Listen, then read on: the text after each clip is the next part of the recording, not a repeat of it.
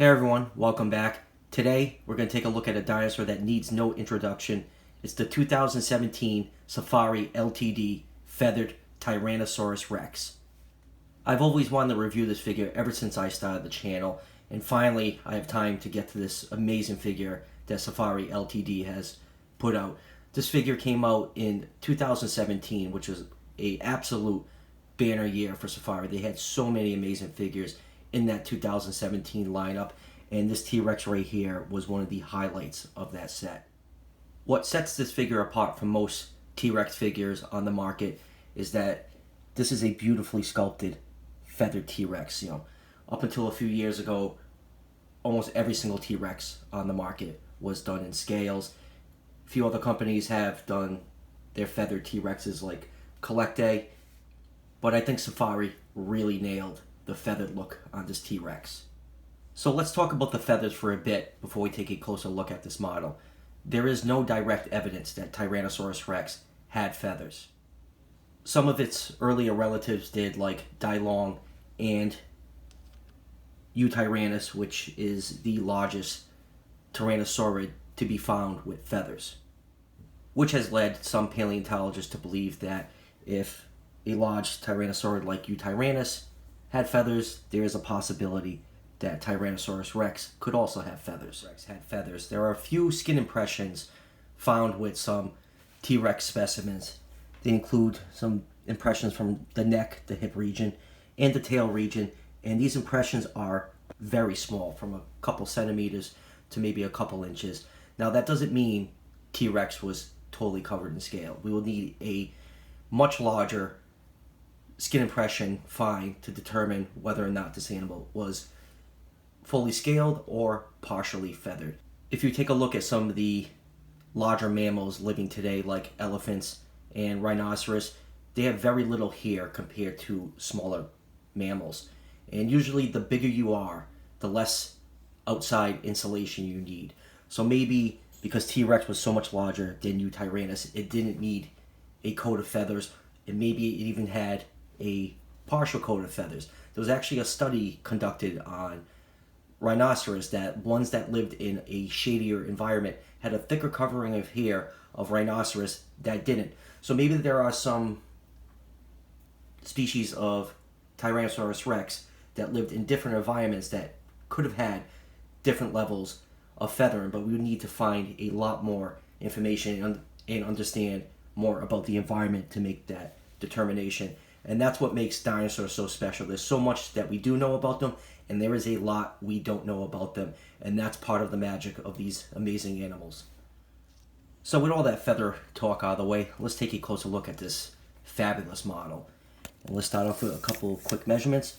This model is exactly 12 inches long from the front of the head to the tip of the tail, and just over 5.5 inches tall to the top of the head. And with those measurements, that would put this model in the 140 scale, since Tyrannosaurus Rex was just about 40 feet long. This model is sculpted by the very talented Doug Watson. His ceratopsians are absolutely fantastic, but he definitely went all out on this absolutely gorgeous looking T-Rex. This figure balances nicely on those two legs with the tail held high off the ground. I know there are some stability issues with this model. I heard some people, they just can't get theirs to stand. I actually got one that has stood like a rock, and it's been on display ever since the day I got it when it came out in 2017. It has no issues balancing and standing whatsoever. And it's a pretty simple pose. You just got T-Rex just standing there with its mouth open. A lot of carnivorous dinosaurs are sculpted with their mouths open, and this is a really, even though it's a basic pose, it does look really nice. The profile of this sculpt is just really nice to look at. The coloration and blending of colors is really nice on this model. It's mostly covered in feathers, and you have some nice orange along the legs that go into a nice red color, and then along the back you got a nice black coloration, and all those colors just really blend in very nicely.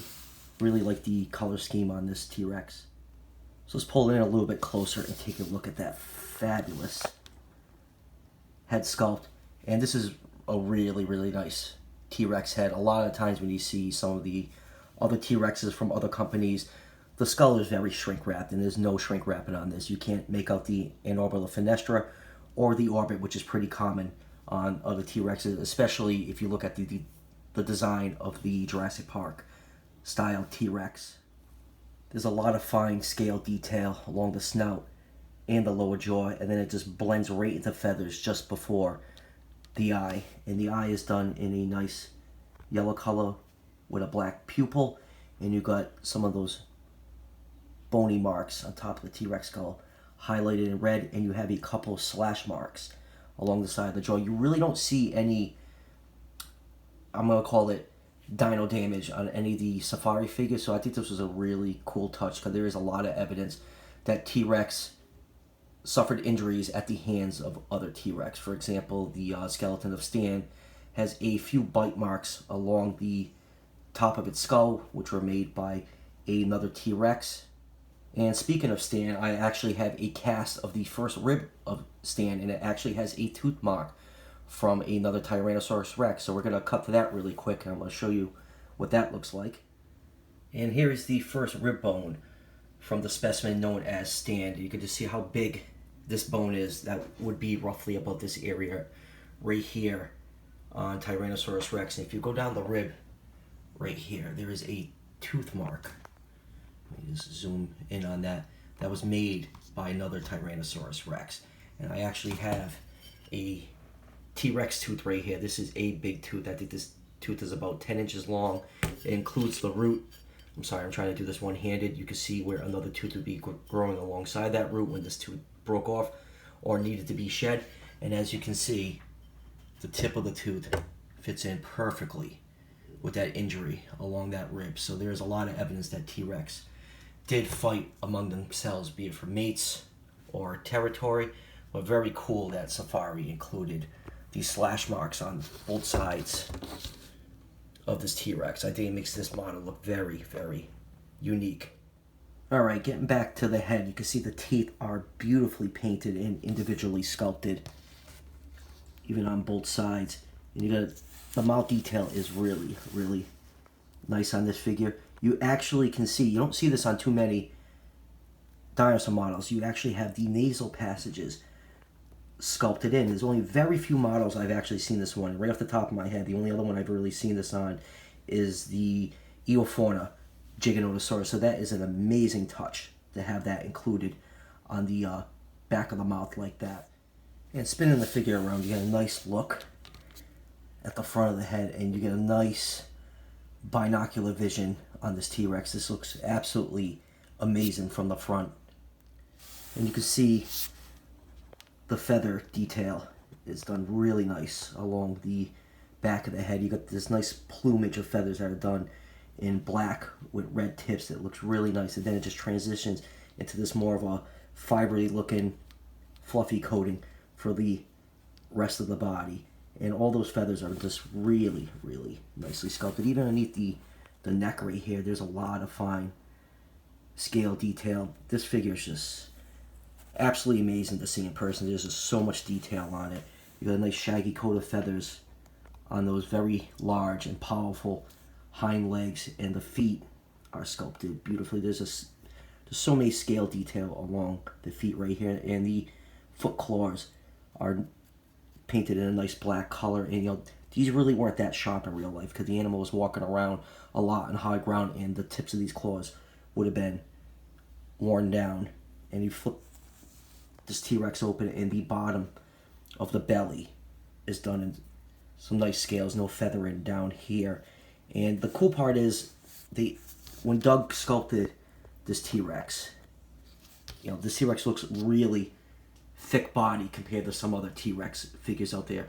That is because he included the gastrella, which are belly ribs. And even on a lot of T-Rex mounts that you see in museums, you don't really see that part of skeleton incorporated into the mount. I know the new T-Rex that just went on display at the Smithsonian Institution actually has those displayed, and since the Field Museum has moved Sue to a new location, they actually included those belly ribs on the mount, so that gives you a much clearer picture of just how deep and heavy body T-Rex was. And the arms are sculpted nice and tiny as they should be. I mean, T-Rex had very hilariously tiny arms. They're probably just about the size of an adult human's arms, but they actually were very, very powerfully built. You can see the claws are sculpted really nice on there in black paint. Just very tiny looking. Even got some scale detail just where the claw bases come out. Very, very well done. And moving down to the tail, we actually get some white coloration along the bottom of the tail that continues all the way down to the tip, and you have a really shaggy looking coat of feathers that goes all the way down the tail. You can see that white color along the bottom of the tail right here. This is just an absolutely beautiful, beautiful T-Rex figure. I don't know how a lot of people feel about feathers on T-Rex, but this is definitely one of the best looking feather T-Rex figures on the market. So let's move on to some comparisons. I have a lot of T-Rex figures from throughout the years to compare to this T-Rex. So first up is the old Invicta T-Rex. You can see how much our understanding of what T-Rex looked like has changed over the years, from this tail dragging, slow moving animal. And most of the public's perception of what T-Rex looks like is definitely based on the Jurassic Park T-Rex design. This is the Reborn Killer Queen T-Rex. And here it is with a couple classics. Here it is with the Papo green standing T-Rex, and here it is with the, see if I can get this bolted into shot, with the green runny T-Rex. You can see what a difference having the gastralia sculpted on the safari model is. You know, T-Rex is often depicted to be a lot leaner looking because that's usually left out of a lot of these T-Rex model sculpts. You get to see how heavily bodied the safari T-Rex is. And here it is with the Bat-Tat Terror T-Rex, which is still, for being, I think, like a 20-year-old model, is still a fantastic T-Rex model. This is probably a really good, if you like a T-Rex without feather, this is definitely a fine model to consider. And a couple other companies have given their hand at making a feathered T-Rex. Here is the Collecte feathered T-Rex, and here it is. This is the deluxe version, and here is the standard version. Collecte did a really nice attempt at making a feathered T-Rex. I really just like the look of the now retired standard version. And here it is with some of its safari Hell Creek brethren. You got the 2018 Triceratops and Ankylosaurus. You got the Anzu, and you have their old Edmontosaurus, and all these models look really, really good together. The Ankylosaurus and the Triceratops scale beautifully with this T-Rex, and I do hope we eventually get an updated and larger version of the Edmontosaurus in the safari line sometime in the near future. Final thoughts on this figure. I absolutely love this T-Rex. Whether you like a T-Rex feathered or not feathered, this is definitely a fine T-Rex to add to any dinosaur collection. It is highly detailed. It is a good size figure. It's beautifully painted. This figure retails for $24.99, and just for the level of quality and detail, you just can't beat that for that price. You can get this amazing T-Rex from either ordering directly from Safari Ltd. or Amazon. I will leave a link to both sites in the description if you're interested in picking up this amazing T-Rex, and I highly recommend you do. You will not be disappointed when you get one of these in your hands. There's so much detail to look on this figure. It's just a real eye-catcher on the shelf. And that will do it for the review.